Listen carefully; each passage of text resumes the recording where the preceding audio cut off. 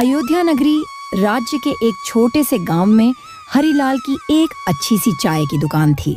उसकी चाय अच्छी होने की वजह से आसपास के ज्यादातर लोग उसी के पास चाय पीने आया करते थे कि तभी हरिलाल के एक ग्राहक हरिलाल को कहते हैं, अरे हरिलाल भाई, मैं तुम्हारी दुकान की चाय पीकर ही अपने दिन की शुरुआत करता हूँ। अरे हाँ भाई, मुझे तो जब भी चाय पीनी होती है इसी के हाथ की चाय पीता हूँ। बनाता ही इतनी अच्छी है, बताओ क्या नहीं होता इसकी चाय में। एक कड़क ताजा और सुस्ती उतार देने वाली चाय बनाता है ये।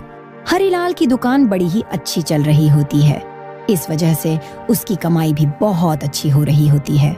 हरिलाल के साथ उसकी पत्नी सरला और उसका एक बेटा रहता है। सुनिए जी, हमें 2 महीने बाद मेरा भाई का शादी में जाना है। कम से कम भी नहीं तो हमें 1 महीने के लिए जाना होगा। हाँ, कोई बात नहीं सरला, इसमें दिक्कत ही क्या है। कमाई बहुत अच्छी हो रही है, इतना तो मैंने बचा लिया है कि 1 महीने के लिए हम आराम से बाहर जा सके। ठीक है जी, अब आप बाद में मना ना कीजिएगा और हमें साथ ही चलना है। मेरा भाई का शादी की सारी तैयारियां जाकर हम ही लोग करेंगे। ठीक है भाग्यवान, 2 महीने और अच्छी कमाई हो तो शादी में कुछ हम भी अच्छे से खर्च करेंगे। हाँ जी। दोनों पति पत्नी आपस में बड़ी खुशी से खुशहाल जीवन यापन कर रहे होते हैं। फिर अगले दिन हरिलाल अपनी चाय दुकान में बैठा हुआ था कि तभी चंदू नाम का एक आदमी उसकी दुकान पर आता है और चंदू हरिलाल से कहते हैं, भाई मैं पास के ही गांव से यहाँ कुछ काम ढूंढने के लिए आया हूँ। क्या तुम मुझे आसपास में कोई काम दिला सकते हो? नहीं भाई, मुझे तो ऐसी कोई भी जानकारी नहीं है। आसपास किसी को जरूरत है भी या नहीं मैं नहीं जानता, तुम किसी और से जाकर पूछ लो। कि तभी चंदू उदास होकर हरिलाल से कहते हैं, ठीक है भाई, मेरे पास रुपए नहीं है, क्या तुम मुझे 1 कप चाय पिला सकते हो? हरिलाल बड़ा ही अच्छे किस्म का इंसान होता है, उसे लोगों की मदद करना बड़ा अच्छा लगता है। हाँ हाँ भाई, क्यों नहीं, अभी देता हूँ। फिर हरिलाल उसे चाय देता है और चाय के साथ साथ एक बिस्किट का पैकेट भी देता है। चंदू चाय बिस्किट लेकर मस्ती से खाने लगता है। भाई तुम बहुत ही अच्छे इंसान हो, तुम चाहो तो मैं तुम्हारी दुकान पर काम करने को तैयार हूँ। अरे भाई, अगर मेरे पास काम होता तो मैं तुम्हें जरूर देता, लेकिन मेरे पास कोई काम नहीं है। ऐसा मत कहो भाई, मेरी परेशानी को थोड़ा समझो। मेरे परिवार की हालत बहुत खराब है, खाने को भी जुगाड़ बहुत मुश्किल से हो पाता है, इसलिए मैं अपने परिवार से अलग यहाँ काम ढूंढने आया हूँ। पहले जो काम करता था वह छूट चुका है, तो अब जो भी मुझे मिलेगा मैं वह काम कर लूंगा। तुम मुझे अपनी दुकान पर काम दे दो भाई। अरे भाई, मेरी तो बस ये छोटी सी चाय की दुकान है, इसमें अगर मैं तुम्हें भी रख लूंगा तो तुम्हें देने के बाद मेरे पास कुछ खास नहीं बचेगा। कोई बात नहीं भाई, तुम मुझे कुछ भी मत देना, तुम जब चाहो तब मुझे रुपए दे देना। बस मुझे दुकान में सोने की जगह और एक टाइम पर खाना दे देना, बाकी मैं अपना देख लूंगा। तुम जो भी कहोगे मैं वो कर दिया करूंगा। फिर चंदू की बात पर हरिलाल सोचता है और अपने मन में कहने लगता है, वैसे तो मुझे दुकान में किसी की भी जरूरत नहीं है, लेकिन फिलहाल इसे काम की जरूरत है। अगर मैं इसे काम दे दूं तो क्या बुराई है, एक वक्त का खाना और सोना ही तो मांग रहा है, और अगर हो सकेगा तो महीने में कुछ रुपए भी दे दिया करूंगा। हाँ, यह ठीक ही रहेगा। हरिलाल उसकी बात मान जाता है और उसे काम पर रख लेता है। फिर अपने घर की ओर चला जाता है।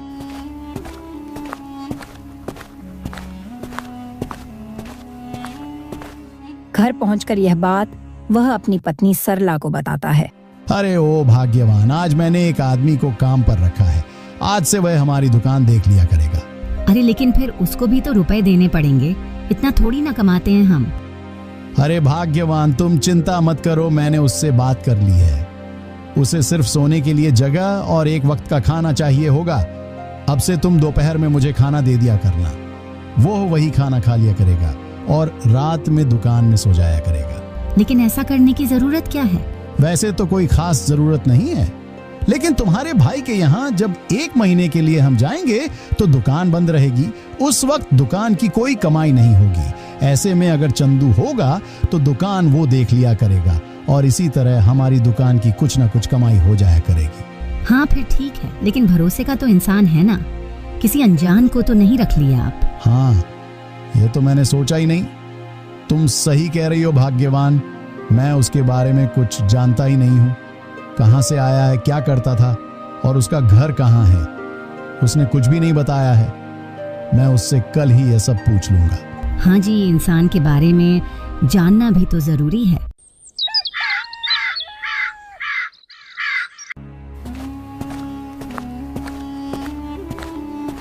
फिर अगले दिन हरिलाल चंदू से पूछता है, अरे चंदू भाई, तुमने अभी तक कुछ बताया नहीं अपने बारे में। तुम कहाँ से हो, यहाँ क्यों आए हो, पहले क्या करते थे और तुम्हारे घर में कौन कौन है? मुझे कुछ भी नहीं पता है। कम से कम मुझे कुछ तो बताओ अपने बारे में। भाई तुम बेवजह ही मुझ पर शक कर रहे हो। मैं यहाँ पड़ोस के गांव से ही आया हूँ और अपने लिए एक नई जगह पर काम ढूंढना चाहता हूँ। लेकिन अगर तुम्हें मुझ पर जरा सा भी शक है तो मैं अभी चला जाता हूँ। हरिलाल को थोड़ा सा बुरा लगता है और वह चंदू को रोकते हुए कहता है, अरे भाई चंदू, मेरा वह मतलब नहीं था। मैं तो बस जानना चाहता था कि तुम कहाँ से आए हो। फिर चंदू हरिलाल की दुकान पर काम करने लगता है और हरिलाल भी धीरे धीरे चंदू को काम सिखाने लगता है। देखो चंदू, दूध में कभी भी पानी नहीं मिलाना, लोगों को अच्छे और ज्यादा दूध की चाय पिलाना और पत्ती अच्छे से डालना, चाय को ज्यादा मीठा भी नहीं करना। हाँ ठीक है भाई। अब चंदू भी चाय बनाने लगता है और हरिलाल धीरे धीरे दुकान का थोड़ा बहुत काम चंदू को सौंपने लगता है।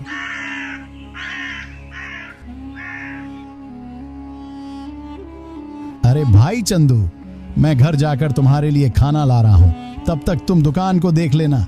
हाँ हाँ बिल्कुल, तुम चिंता मत करो भाई। फिर हरिलाल घर पर खाना लेने चला जाता है कि तभी दुकान पर ग्राहक आता है।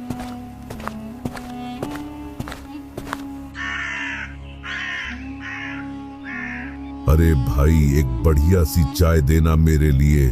फिर चंदू चाय देता है और ग्राहक चाय पीकर बड़ा खुश होता है। वाह भाई वाह, तुम तो बिल्कुल हरिलाल जैसी चाय बनाते हो। ग्राहक भी चंदू से बड़े खुश होते हैं। अब हरिलाल का दुकान पर जाने का सिलसिला बदल जाता है। वह सुबह की जगह दोपहर में दुकान जाता था। सुबह से दोपहर तक चंदू ही दुकान देखता था। दोपहर को हरिलाल चंदू के लिए खाना ले जाता और शाम में जल्दी घर आ जाता था। रात में चंदू वहीं खाना खाकर दुकान में सो जाया करता था। अरे ओ भाग्यवान, बड़ा आराम हो गया है जब से चंदू आया है।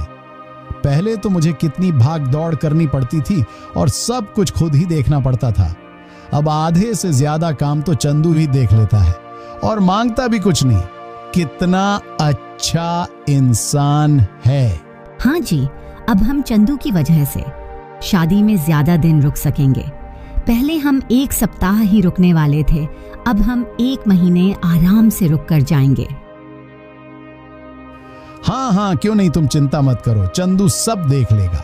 फिर हरिलाल शादी में जाने से पहले चंदू को बताता है, चंदू, मैं 1 महीने के लिए अपनी ससुराल जा रहा हूँ। मेरा साला का शादी है और उसका शादी का सारा इंतजाम मुझे ही देखना है, इसलिए 1 महीने के लिए दुकान तुम चलाओगे। सभी ग्राहकों से अच्छे से पेश आना और चाय हमेशा अच्छी बनाना और किसी को भी उधार में कुछ मत देना। अरे भाई तुम बिल्कुल भी चिंता मत करो, यहाँ मैं सब कुछ देख लूंगा। तुम आराम से शादी करा के आओ, बस आते समय मेरे लिए मिठाई जरूर ले आना। अरे ये भी कोई कहने की बात है, जरूर लाऊंगा। और फिर हरिलाल अपने पत्नी और बच्चे को लेकर गांव जा रहा होता है। तभी उसकी पत्नी सरला उससे कहती है, ओह जी, आपको क्या लग रहा है, हम सही तो कर रहे हैं ना दुकान चंदू पर छोड़कर? अरे ओ भाग्यवान, तुम चिंता मत करो, मुझे सब पता है कि दुकान में कितना माल है और वह कितने का बिक सकता है। मैं लौट कर देखूंगा और जितना सामान बिका होगा सुरेश से उतने रुपए लूंगा। तुम बिल्कुल भी चिंता मत करो। फिर हरिलाल अपनी परिवार संग गांव चला जाता है और उसके जाते ही चंदू को दुकान पर अधिकार मिल जाता है। बस इसी मौके का तो इंतजार कर रहा था मैं। अब 1 महीने तक यह दुकान मेरी है, मैं इसमें कुछ भी कर सकता हूँ। फिर चंदू तुरंत ही चाय के दाम बढ़ा देता है। जो चाय 5 रुपए में देता था, अब उसके दाम बढ़ाकर 10 रुपए कर देता है। ग्राहक उसकी दुकान पर आकर चौंक जाते हैं। अरे भाई चंदू, ये पैसे एकदम 5 से 10 रुपए कैसे कर दिए तुमने? कल तक तो 5 रुपए थे।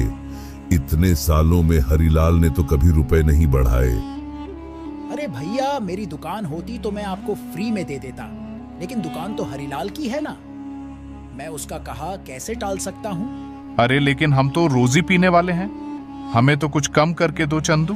अब मैं क्या करूं भैया, हरिलाल जी की समस्या ही कुछ ऐसी है। कैसी समस्या चंदू भाई? आपको पता नहीं, हरिलाल जी की पत्नी की तबीयत काफी खराब है, इसलिए वो गांव गए हुए हैं। लेकिन इस वजह से दाम इतना क्यों बढ़ा दिया है? अरे भाई, आप ही सोचिए, हरिलाल भैया एक साधारण सी चाय की दुकान चलाते हैं और आप सभी के लिए हरिलाल भैया कितना कुछ किए हैं। वो कितने अच्छे इंसान हैं। हाँ ये तो है, हरिलाल बहुत ही अच्छा इंसान है। जब भी किसी को मदद चाहिए हो तो वह जरूर ही मदद करता है। तो अब तो हम लोगों की बारी है। अब हमें हरिलाल भैया की मदद करनी चाहिए। अगर हम थोड़ा ज्यादा रुपए देकर कुछ दिन चाय पी ले तो हरिलाल भैया की मदद हो जाएगी। फिर मैं वह रुपए खुद हरिलाल भैया को दे आऊंगा और 1 महीने बाद चाय के दाम वापस से 5 हो जाएगा। आप चिंता ना करें, बस 1 महीने की ही बात है। अरे ये बात है, फिर तो तुम उससे 10 क्या, तुम 20 रुपए ले मुझसे। हाँ, और मुझसे भी। हरिलाल के लिए तो हम कुछ भी कर सकते हैं, वो हमारी कितनी बार मदद कर चुका है। ग्राहक उसकी दुकान पर चाय पीना जारी रखे थे। अब सब इसी तरह चलता रहा। चंदू 5 की जगह 10 की चाय बेचने लगा था और उसकी चाय भी उतनी अच्छी नहीं रहती थी। चाय में वो बात नहीं रही चंदू, आजकल तो मजा भी नहीं आता है। बस कुछ दिन देख लीजिए, उसके बाद तो आपको हरिलाल अपने हाथ की चाय पिलाया करेंगे।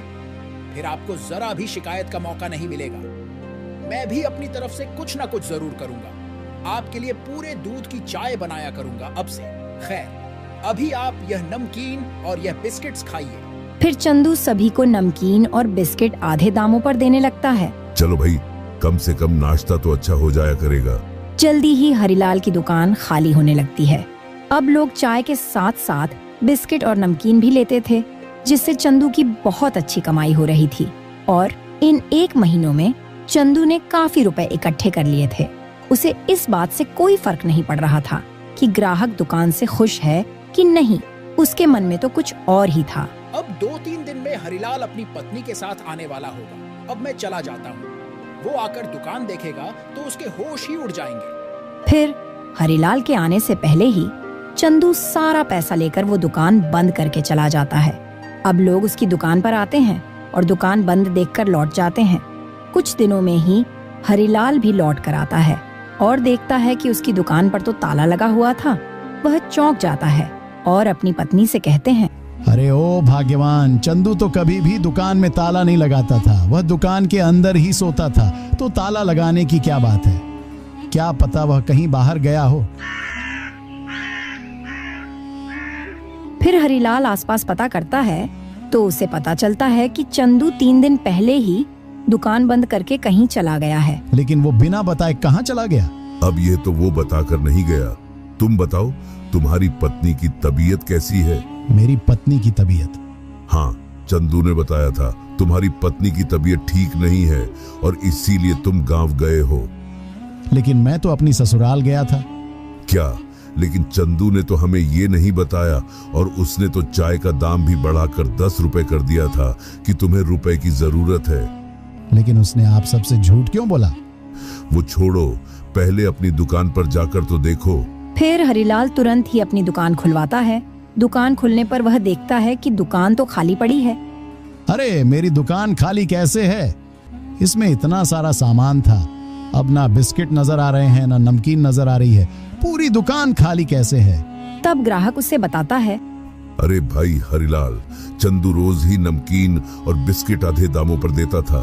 रोज लोग खूब सामान ले जाते थे और उसने चाय का भी दाम 10 रुपए कर दिया था। लोग भी बिस्किट नमकीन आधे दामों पर मिलने से बड़े खुश थे। सब बहुत सारा सामान लेकर जाते थे और रोज चाय भी पीते थे। भले ही चाय वह जरूर खराब बनाता था, पर 1 महीने की बात थी तो हमने वह चाय झेल ली और यह हम लोगों ने सोचा कि हमारे ज्यादा रुपए देने से तुम्हारी कुछ मदद भी हो जाएगी। फिर हरिलाल सब समझ जाता है और तुरंत ही गल्ला खोलकर देखता है उसमें 1 रुपया भी नहीं होता है। चंदू ने मुझे धोखा दिया है। उसने मेरी अच्छाई का फायदा उठाया है। जैसे ही कुछ दिन के लिए से दुकान मिली, वो सारा सामान बेचकर और चाय से कमाए रुपए लेकर भाग गया। मेरा बहुत बड़ा नुकसान हो गया है। इतना मुनाफा तो मैं 1 साल में कमा पाता था, जितना उसने 1 महीने में मुझे लुटा दिया है। हे भगवान, अब मैं क्या ही करूं? देखा भाई, किसी पर हद से ज्यादा भरोसा नहीं करना चाहिए, और खास तौर पर अपने यहाँ काम करने वाले लोग तो अपने भरोसे के ही होने चाहिए। किसी भी अनजान इंसान पर अपना काम ऐसे सौंप कर नहीं जाना चाहिए। फिर हरिलाल की पत्नी हरिलाल को सांत्वना देते हुए समझाती है। मैंने आपसे पहले ही कहा था कि इस तरह किसी भी अनजान इंसान पर भरोसा नहीं किया जा सकता। आपको थोड़ा सतर्क रहना चाहिए था। वह हमारी अच्छाई का फायदा उठा गया है। खैर, अब परेशान ना हो। आपने इस दुकान को तब बनाया था जब आपके पास कुछ नहीं था। अब तो आपके पास घर और भी बहुत कुछ है। इस दुकान को वापस खड़ा करेंगे। मैं आपका पूरी तरह से साथ दूंगी। इसीलिए मेरे प्यारे दोस्तों, कभी भी किसी अनजान व्यक्ति पर विश्वास नहीं करना चाहिए। खैर, छोड़ो, आपको यह कहानी कैसे लगी नीचे कमेंट में अवश्य बताना, और आपके इस चैनल को सब्सक्राइब भी अवश्य करना। धन्यवाद।